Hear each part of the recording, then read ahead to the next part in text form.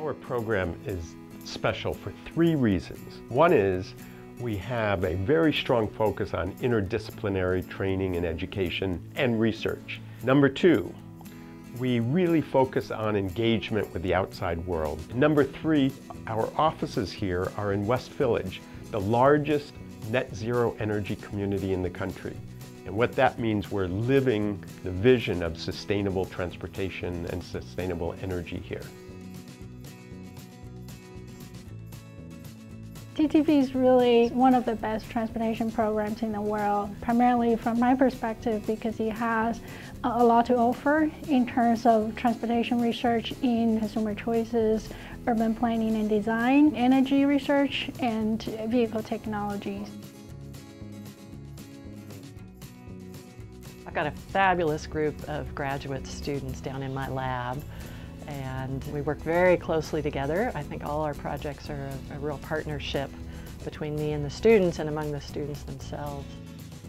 I was really attracted to the interdisciplinary nature of ITS and TTP. People like Dan Sperling, Susan, and I was really excited to work with them and collaborate with them.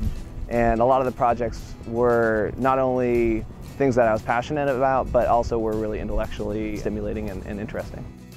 I found connections with people that, definitely had one foot squarely in both the issues of the developing world as well as the technical applications of life cycle analysis for fuels, for materials, and for various technologies. A lot of what Davis has been doing and focusing on recently is getting research out there and read by a lot of stakeholders and people that are making policy decisions.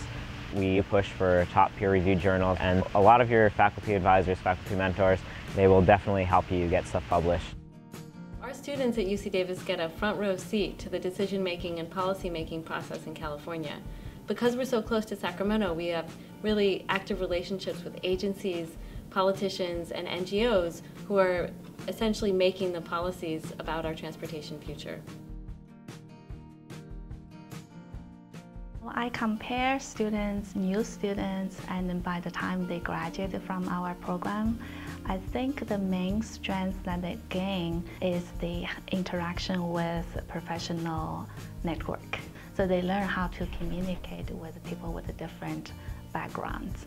By the time they graduate, usually they are very good in the job market.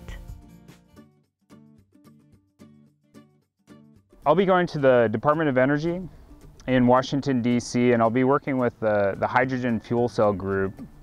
And there's a lot of questions right now with how you roll out hydrogen fuel cell vehicles. And so I'll be working on infrastructure questions related to that.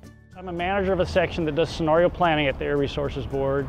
We primarily do 2 areas of emphasis. One is to develop scenario tools that help us look at emissions projections long term. Well, my team also helps to evaluate strategies for the agency. What kinds of technology, fuels, and land use activity patterns are important to reduce the emissions for long term. So I'm a member of the Sustainable Mobility team at the BMW Technology Office, USA, and then my team focuses on sustainable mobility, primarily electric mobility and electric vehicles, but also we look at alternative mobility and alternative fuels.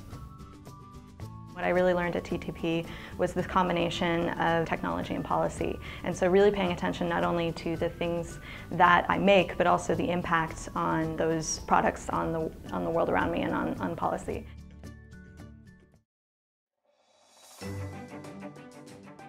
Today's problems in sustainable transportation and renewable energy require the removal of barriers between traditional educational disciplines. The Transportation Technology and Policy Interdisciplinary Graduate Group program is designed to meet the world's growing needs for highly qualified, thoughtful, and dedicated leaders in sustainable transportation. We strive to address what is important today and serve as a model for the type of education needed to advance solutions to the planet's greatest challenges.